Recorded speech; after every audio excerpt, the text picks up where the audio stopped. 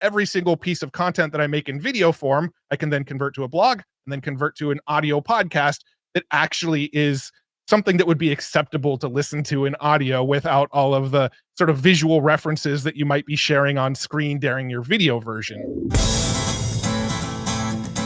Today, I'm very excited to be joined by Matt Wolfe. If you don't know who Matt is, you got to know Matt. He is an AI tools expert who helps marketers and content creators embrace the future. His AI-focused YouTube channel has more than 580,000 subscribers. His futuretools.io site curates the latest in AI tools and news, and his podcast is called The Next Wave. Matt, welcome to the show. How are you doing today? Yeah, thanks for having me. I'm doing great. Excited to have more AI conversations with you. Yeah, Matt and I are going to explore repurposing video into multiple mediums using AI. Now, Matt, some people might be familiar because you've been to my conference or been on my other show, but there's people here that probably don't know who you are. So why don't we start with a little bit of your backstory? How in the world did you get into AI? Start wherever you want to start. Sure. Yeah. So I actually started doing digital marketing back in 2009. I actually quit my day job and went full time to focus fully on content marketing. At the time, I had a blog. In 2010, I actually started a podcast. So I've actually been creating content for my living for 15 years now. So this has been all I've done. But only in the last 2 years did I really shift my focus into AI. So in that, let's say 13 years that I was doing content marketing, most of that was around teaching people how to set up WordPress blogs and the various plugins that were out there. And the cool tools I talked about, ClickFunnels and Lead Pages and Opt-in Monster and, all of the cool marketing tools. So I've always kind of been this like, tell people about the cool tools that are out there kind of guy. That's always been my MO really.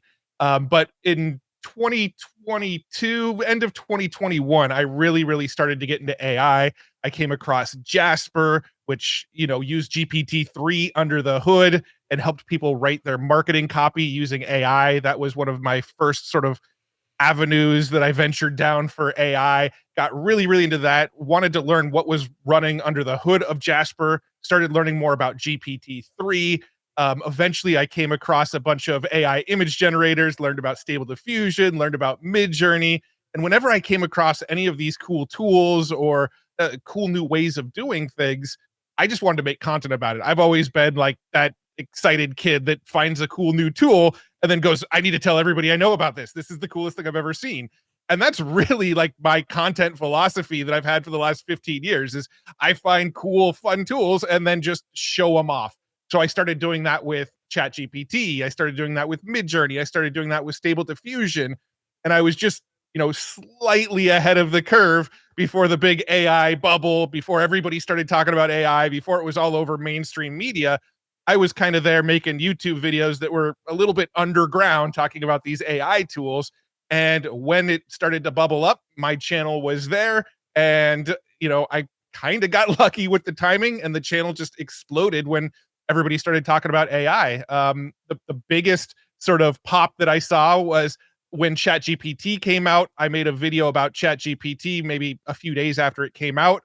And that video got over 1 million views. And from that point on, my channel hasn't slowed down. So that's pretty much the quick soundbite of how I got to where I am today.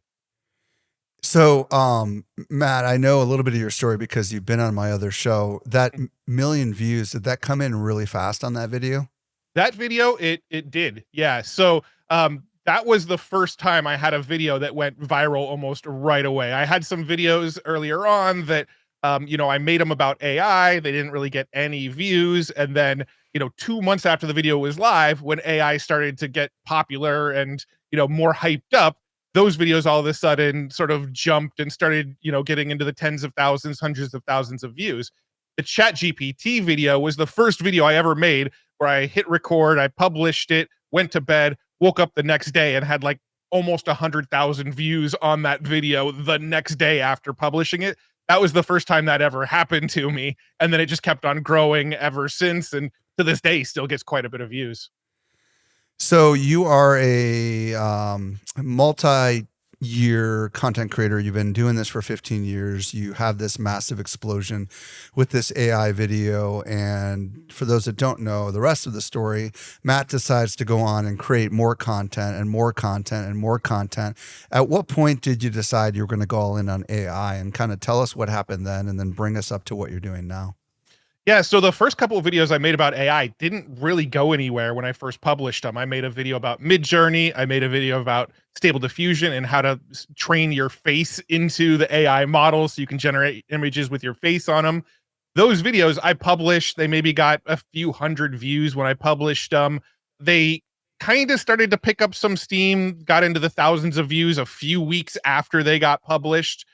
I wasn't really planning on going all in on AI. I was just going to continue talking about cool tools and things that interested me. But then when I posted that ChatGPT video, that one went viral. And then people started going through my backlog and started looking at my older videos. And then some of my older videos started to get into the, tens of thousands, hundreds of thousands of views. And so it was after maybe 7 or 8 of my videos got into the tens of thousands of views that I went, okay, I think this is where I need to hone in and focus. And at the time I had a podcast. It was called the Hustle and Flowchart podcast. And I decided, you know what? I need to focus fully on this. So I stepped away from that podcast. My co-host is still running that podcast to this day, but I stepped away from it and went, I'm going all in on AI. And when I decided I was going in all in on AI, I decided I'm going to make a new video every single day. So I went about, 35 days, almost 40 days straight, where I published a new video around an AI tool every single day for 30 or 40 days. And during that window, my YouTube channel, within about a 6-week period, grew by 200,000 subscribers in like 6 weeks. It was crazy. So bring us up to the present. Where is Matt now with all this AI stuff? So I'm still creating as much content as I possibly can around AI. The news cycle, the hype cycle around AI has slowed down a little bit. There's not as much buzz around AI at this exact moment. So because of that, I've sort of slowed down the pace of putting out videos. Now I'm publishing about 3 videos a week instead of a video every single day. But on average, my videos now will get anywhere from 70,000 to 150,000 views every time I publish a video. So I'm still putting out around 3 videos a day.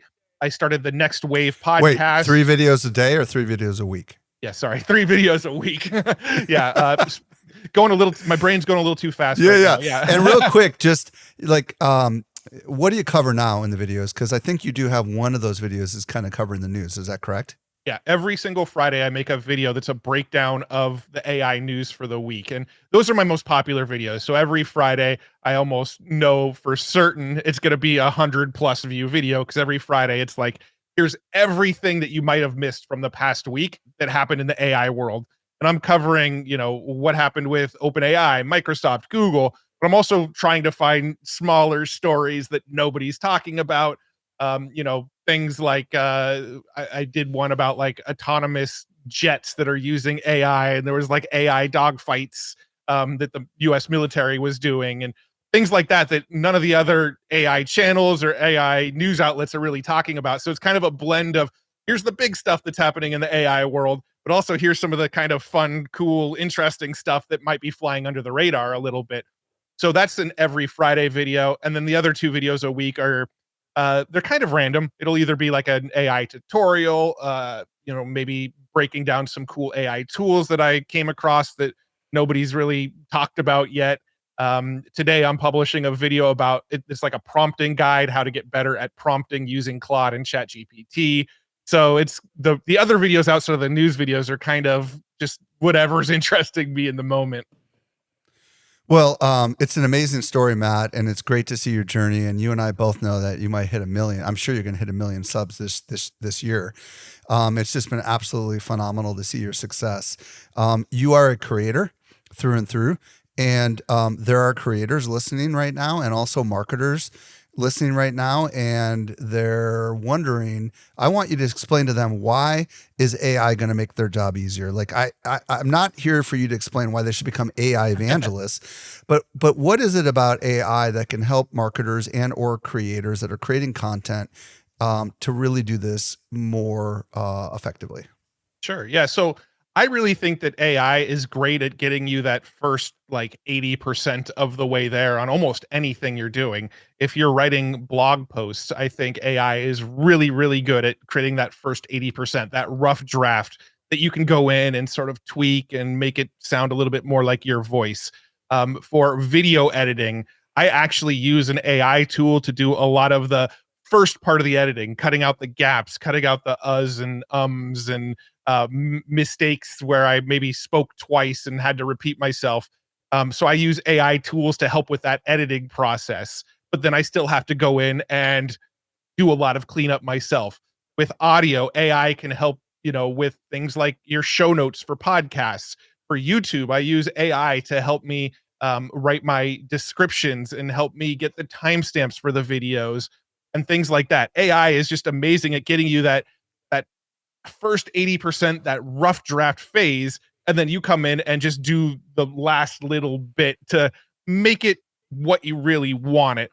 And I think that just really gives you an advantage because it speeds you up over everybody who's not using AI. Anybody who's trying to produce video content at the pace that I'm trying to produce video content that's not using AI is, probably not sleeping very much and spending a ton of extra time on these projects where I let AI do a bunch of the work up front and then I just come in and do the finishing steps to get it online. I love that. And we're trying to embrace AI across the company. And we're going to definitely be using AI to create the thumbnails for the YouTube channel for this particular video. So, folks that are watching this on YouTube, you can bet your bottom dollar it's created by AI with my graphic designer, of course, tweaking it. So, let's assume that some of the listeners right now are just about to get started with AI tools. And they love what you just said. They're buying into your vision, but maybe there's some things they need to be aware of before they get started. Like, what do they need to be thinking about before they actually just jump into this AI world that we're talking about?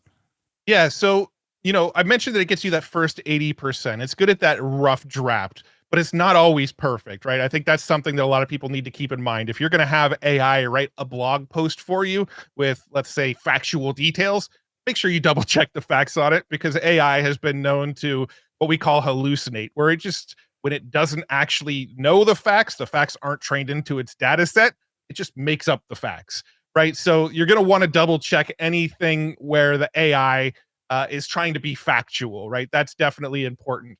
When it comes to some of these AI tools that we'll get into a little bit more into this episode, where it sort of clips out chunks of your video and maybe turns them into shorts for you. You're going to want to double check the shorts, make sure it gets like the right portion of the video. Sometimes it might, cut you off mid word, mid sentence, and the video won't come out perfect. There's a lot of little things where AI is still very imperfect. And I feel like right now AI still needs a babysitter. It still needs that person to come in, follow up, and just sort of double check its work. And that goes for AI audio, AI video, AI text, all of it. You're still going to want to double check it. Yeah, and it's funny because I've been art directing our designer in house on some of these thumbnails, and I'm using ChatGPT with Dolly 3, and it's just like, man, it takes me forever to get Dolly 3 to get it right. You know what I mean? And no matter what I tell it, like I'll say, create a thumbnail with no image, with no text. It'll have text. And then it will tell me it doesn't have text. And I said, yes, it does. And it says, oh, I'm sorry. And then it'll create another one with text, So there's just like, there is a lot of, just be prepared that you're going to need to do a lot of like refinement process. But what I'm excited about is that the creative possibilities are absolutely endless. But what we're here really today to talk about is video. So let's assume we have a video, and maybe it's a recording that we took on our iPhone. Maybe it's a podcast episode that we're filming in video like we're doing right here, right now in StreamYard. But let's say that we have a video and we want to take that video and we want to slice and dice it into all sorts of different forms of content. But we want AI to help us with this.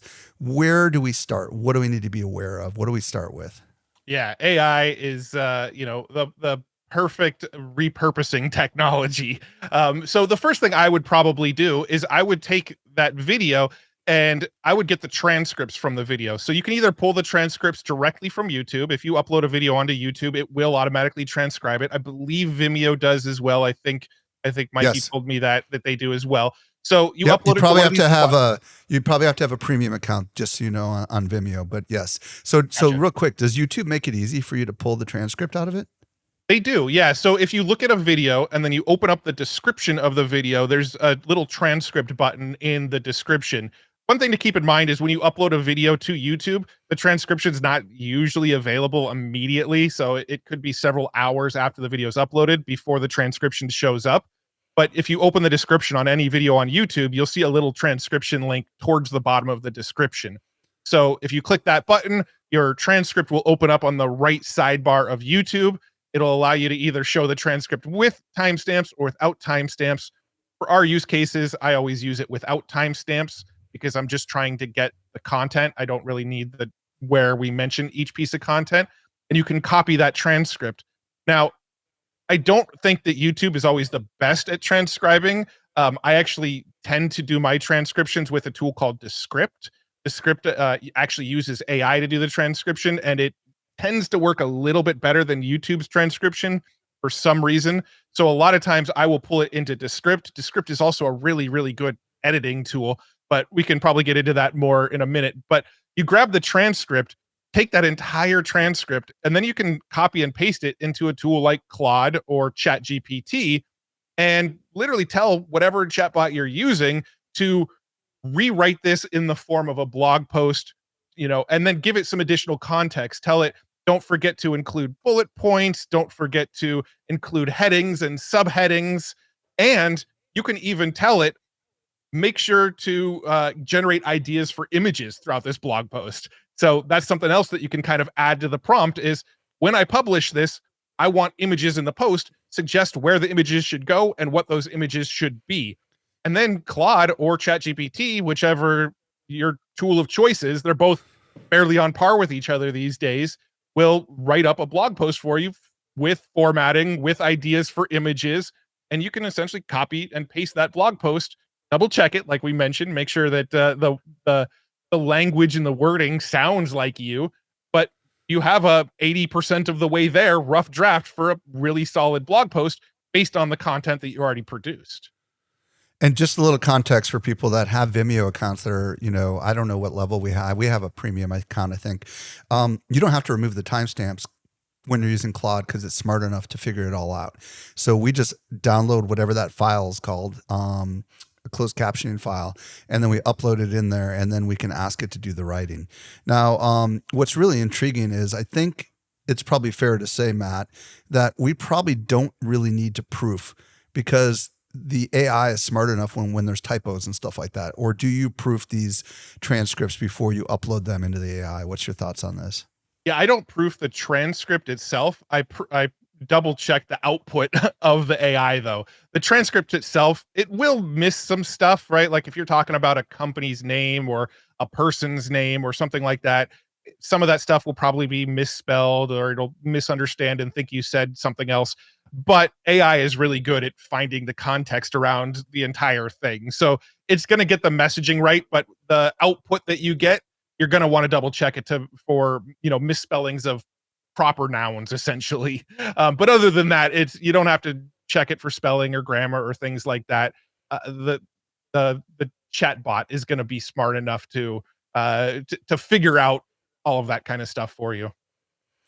Okay, so far what we've talked about is we've talked about taking a transcript out of a video, and I would imagine if it's a YouTube video, you could unlist the video and you're still going to get the transcript probably within a day, right? It doesn't have to be published for there to be a transcript, does it? Because I know a lot of YouTube creators will upload it, unlist it, and then they'll schedule it for later.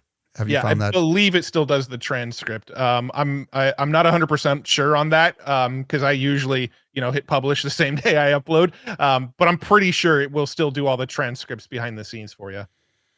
So let's stick on the discussion of creating a blog post, right? So we're using a tool like, do you use Claude or do you use ChatGPT? Which is your preferred for creating long form written content? I kind of use them both. I sort of jump back and forth. Lately, I've used Claude a little bit more. I think Claude is a little bit better at sort of longer context, longer information. So if you're uploading something that's say 45 minutes long, I think Claude's going to do a better job at sort of understanding that whole thing than ChatGPT will.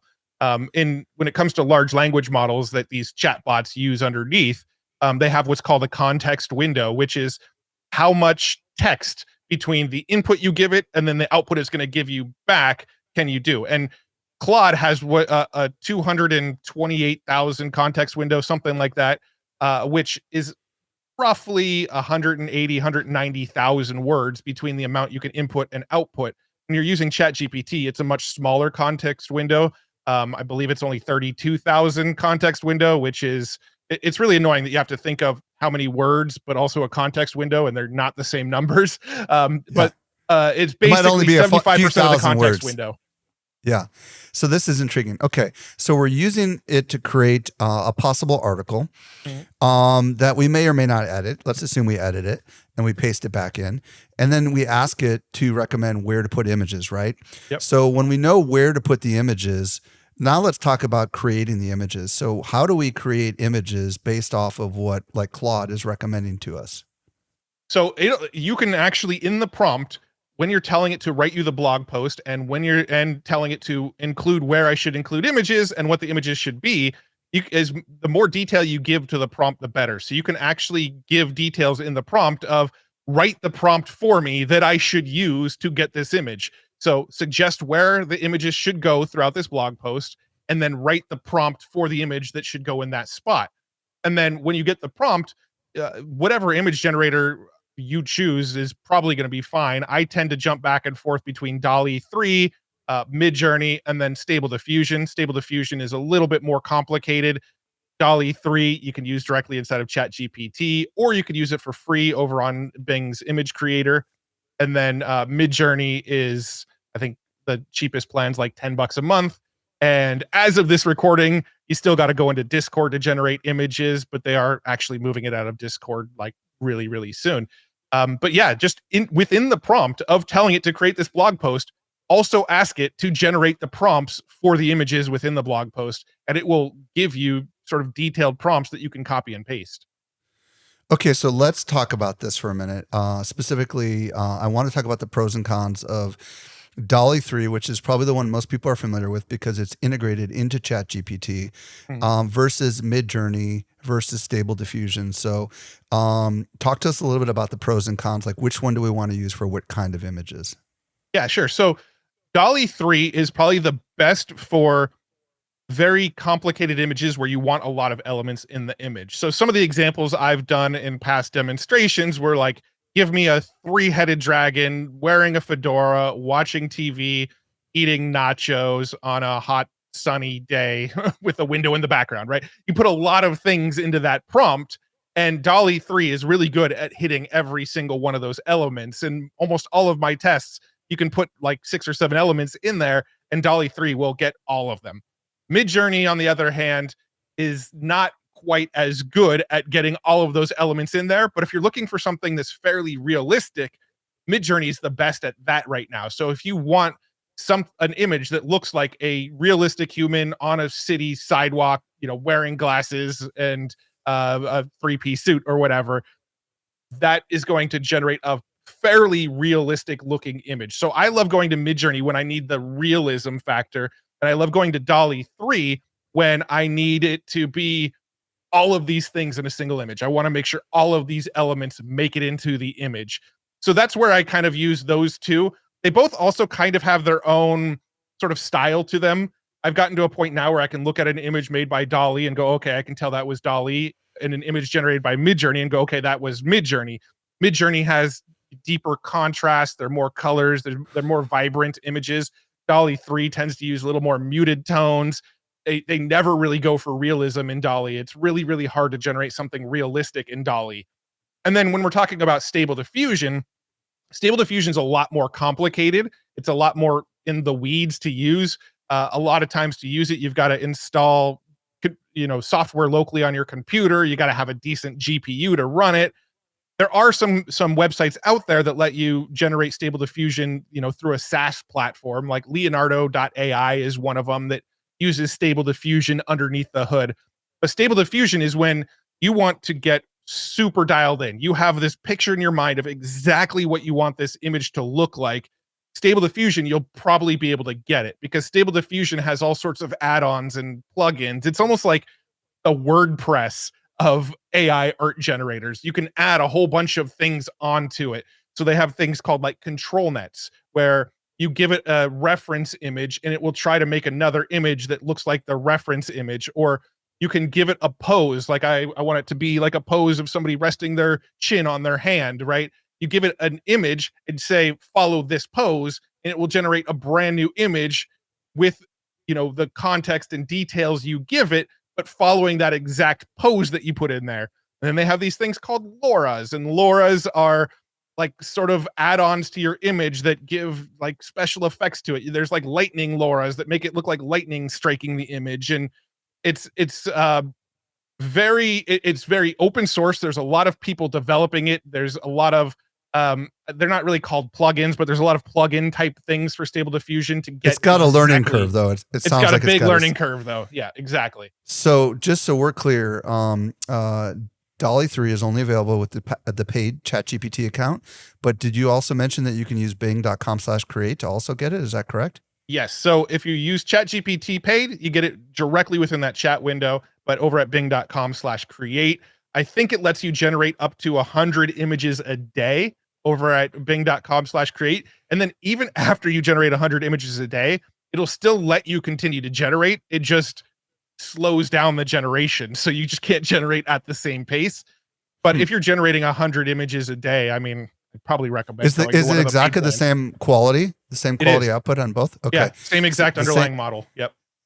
So, but Midjourney in particular, did you say that's the one where you have to go into a Discord? Is that correct?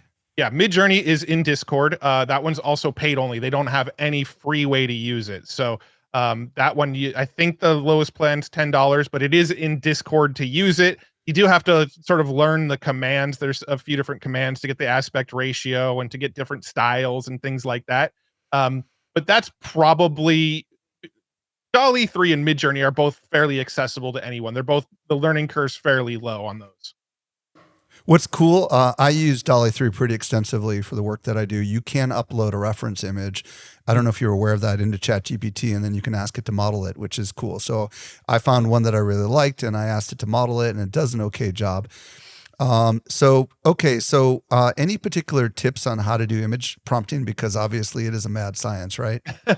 Yeah, it really depends on the tool too. So Dolly 3 and Midjourney have made it simpler and simpler and simpler. So like with Midjourney, you can go and give it a prompt like make me an image of a cat, and you'll probably get a pretty dang good looking image of a cat.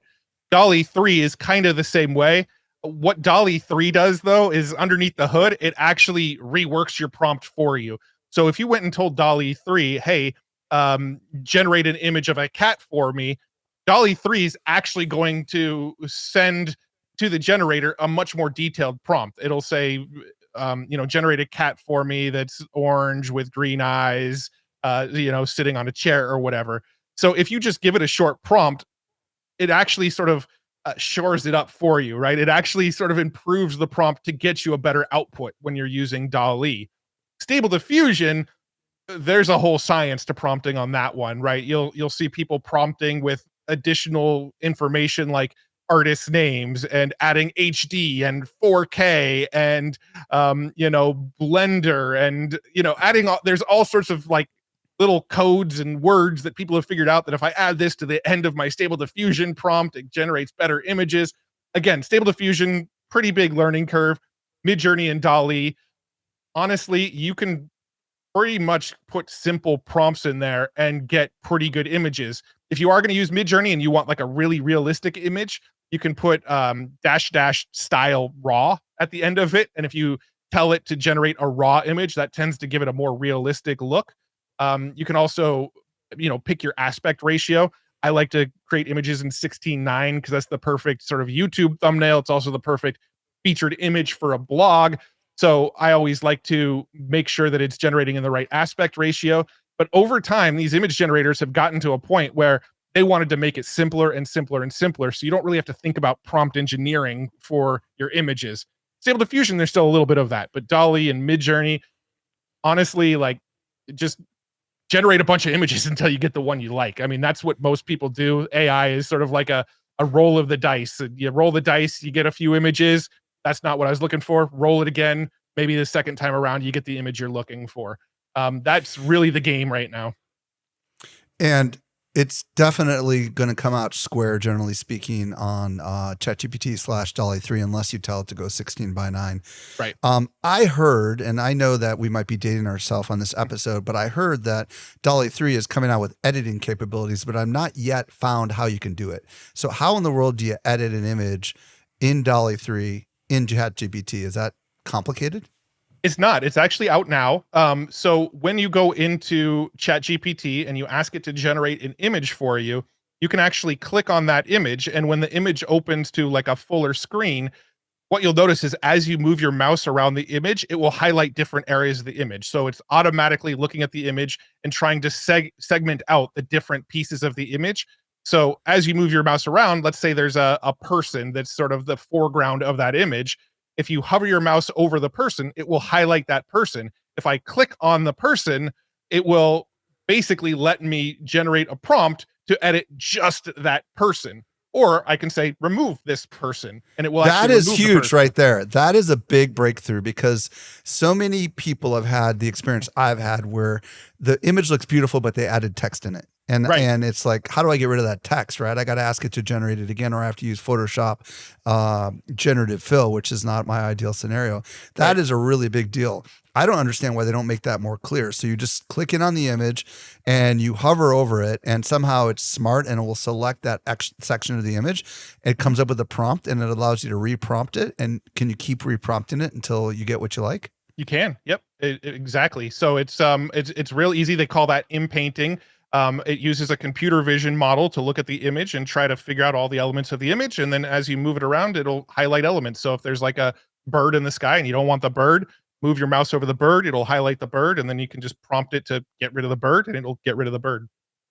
Yeah. And see, this is the struggle, right? Like maybe I don't like the color palette, right? And in the past, I would say do the same thing in a different color and it would come out with a completely different design. Would this now allow me to essentially just change the color? Or is it not quite that I sophisticated? don't think it's quite there to change the color. And DALL-E has a very sort of muted color palette overall. I feel like all of the images kind of have the same color palette. If you're trying to get more like vibrant, contrasty images, to this day, I still kind of pull them into Photoshop and brighten them up myself.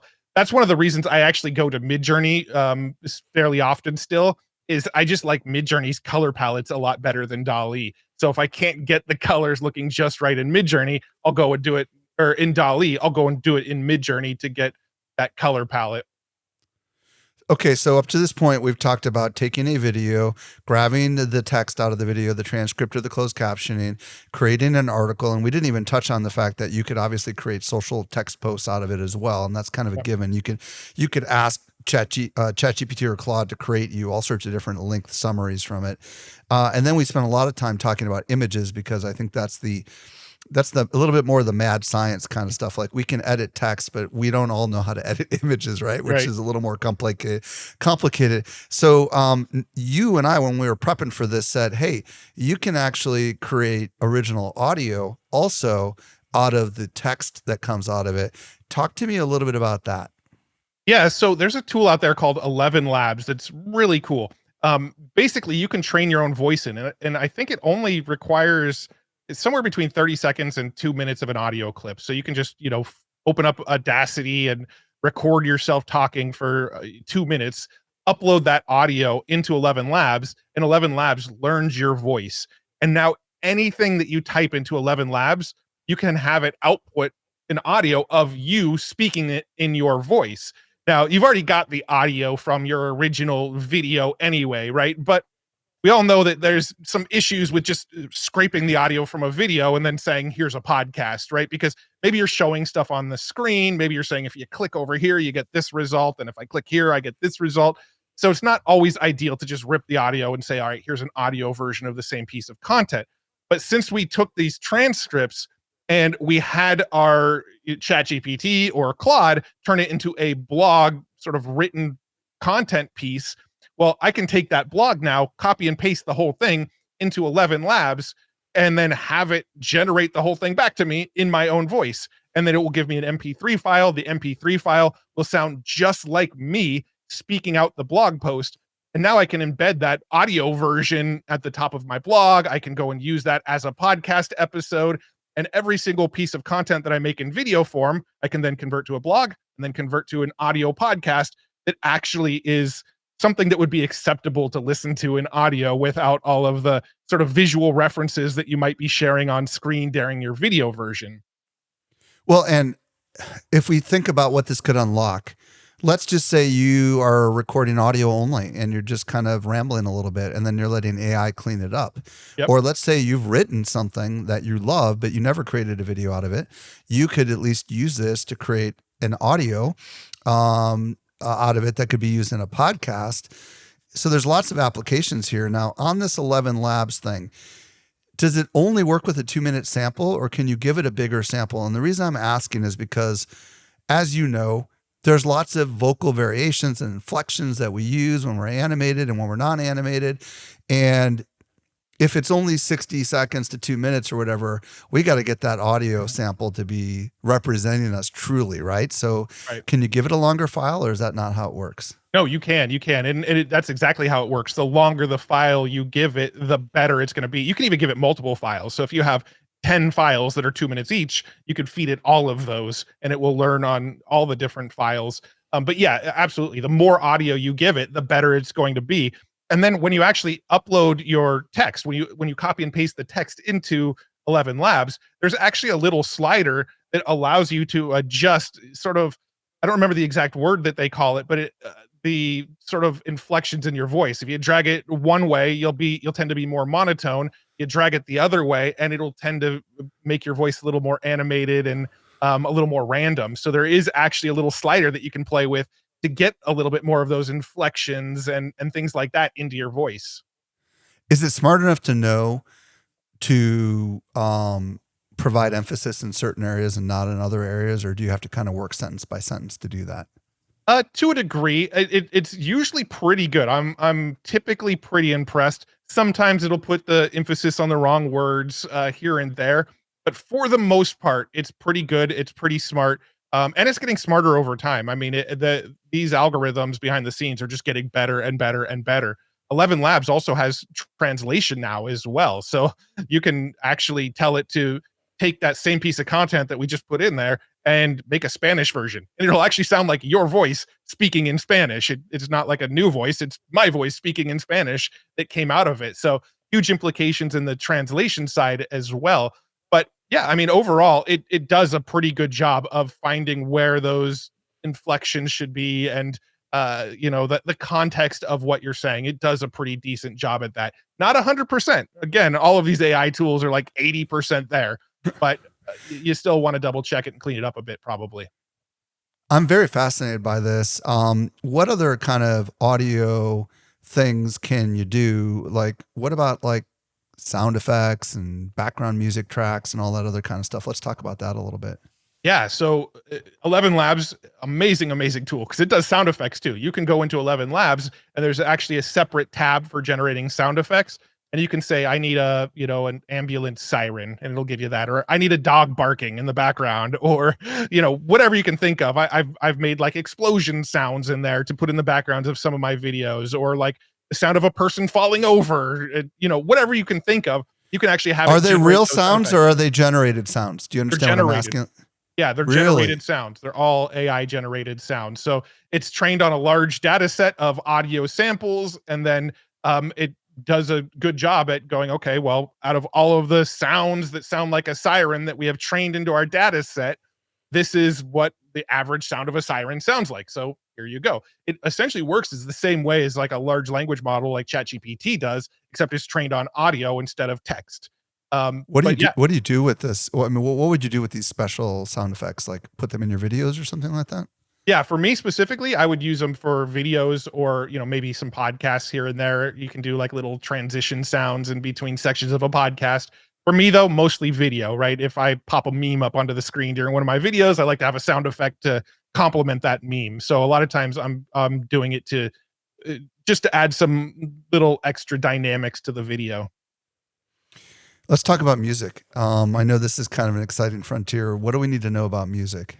Yeah, so there's two really, really cool tools to check out when it comes to generating music with AI. There's Suno, Suno, and then there's Udio, Udio. Both of these tools are really, really good at generating whatever kind of music you can think of, right? You can go in there and say, give me an early 2000s punk anthem about why I should attend Social Media Marketing World. And I actually did that. Part of my presentation at Social Media Marketing World was me creating an AI generated jingle for why people should attend Social Media Marketing World. And I played that on stage. Wait, is it giving you the lyrics and the music? You can have it do it either way. So you can either tell it to generate the lyrics for me with AI, and here's the concept, right? I could say, I want it to be a jingle for why you should attend Social Media Marketing World, and it will write the lyrics for you using AI. Or you can open up a text box, type in your own lyrics, and then it will put music to the lyrics you give it. So you have both options. There's also a third option of no lyrics. You turn off the lyrics altogether, and then it just gives you, a background music track with no lyrics. And that's what I tend to use when I'm generating videos and I put music in the background of videos. I'll use a tool like Suno or Udio, tell it no vocals, and then just say I need something that is like, this is an action scene. Give me something that feels like a rising action scene that's cinematic and energetic. And it will go and make music that sounds like background music to a movie that's cinematic and energetic and sort of crescendos up to ramp up the energy. So I've used it for both. As far as like the actual lyrics, right now, I feel like the main use case is memes, right? You can make really, really funny songs, but there's not a whole lot of use cases for it yet. It's just really fun. But these tools are also great at just turning off the vocals and letting it generate a good song to be this sort of sound bed for a video or podcast. What's the differences, in your opinion, between these two tools, Suno and Udio? So Suno is, they're both very, very similar, but Suno will probably sound a little more AI generated. When you listen to a Suno song, you can kind of tell it's AI generated. Some of the lyrics will sort of blur together, and there's a little uncanniness to the vocals, where Udio sounds ultra realistic. You'd probably listen to a song that came from Udio, and if I played that for somebody, they would just assume that that was a real singer singing that song and it wasn't AI. It is really, really so good that you can barely tell it's AI. Suno, you can kind of tell. However, I actually think Suno generates more poppy, catchy beats than Udio does. Udio, the songs it generates, I don't think are as they're not songs that I tend to, bob my head to or get too excited about, but it sounds really realistic. Suno, I really, really, really like the music that it makes, but also you can kind of hear the AI-ness of it. Okay, we've covered music, sound effects, turning text into audio. We've talked about turning video into text. This is a crazy question that I didn't have planned, but I'm just wondering, like, sometimes we want to have cool images in articles that are maybe a little more complicated than what these tools can create. Have you seen any interesting images that can create like bar charts and tables and, I don't know, just can take screenshots and make them look sexier? I mean, I'm just thinking about people that create articles tend to want to put support images in there. And are there any that have come across your horizon that can do this kind of stuff yet? If there haven't, are there? There are some tools that you can upload a bunch of information or a blog post, and it'll make like infographics for you. Unfortunately, I don't know the name of the tools off the top of my head. But there are some. I'm actually, if I go to the Future Tools website and I type infographics, I might be able to find you the tool. While you're doing that, one tool that I did want to mention that Matt and I had on our roster here was Opus Clip, which is pretty cool. Opus Clip will allow you to take your video and the AI will essentially slice it up, and it will make recommended videos that you could produce as TikToks, shorts, and reels. And it's pretty interesting. They were a sponsor at Social Media Marketing World, full disclosure, but what's cool is their AI tries to find the best clips and then they recommend it and they rank it for you. That's something else we didn't talk about. Were you able to find that tool while I was? Yeah. So the tool that I'm thinking of is called Infography, INFOGRAPHY.in. So Okay. infography.in. And that tool, basically you upload a blog post or you link it up to a blog post, and then it tries to create like infographics from the content of the blog post. Well, since you mentioned this, I would love you to, if people want to have a tool, find a tool to do something, there's a good chance they're going to find it on your website. So Mhm. why don't you tell them more about where to find that? And if they want to connect with you on the socials, where would they find you? And if there's any other contact points you want to mention, please do mention that. Sure. Yeah. So my website's called futuretools.io, and it's a site where I curate all of the cool AI tools that I come across. Right now, it's getting close to 3,000 tools on there. I've been adding to this database for 2.5 years now. So it's building up all of the cool tools I come across. And then it's also got an AI news section. So I keep the AI. So if you watch my Friday AI news videos, a lot of times I'll leave out some news that I feel is kind of too insignificant to talk about in the video. Pretty much all the interesting AI news that I come across, I also share on Future Tools. So both of those are on Future Tools. You've got the tools, you've got the news. It's designed to be a one-stop shop to kind of stay looped in on what's going on in the AI space. I've also got my YouTube channel, which you can just find by searching out Matt Wolfe on YouTube. And then I'm on X fairly frequently. I'm Mr. eFlow on X, MrEFLOW on X. So those are really the three hangouts that I spend the most time: Future Tools, YouTube, and Twitter/X. And for folks listening, Wolf has an E on the end of it, WOLFE. Matt, thank you so much for coming on and sharing your insights with us. Absolutely. This is fun, and I'm happy to do it anytime.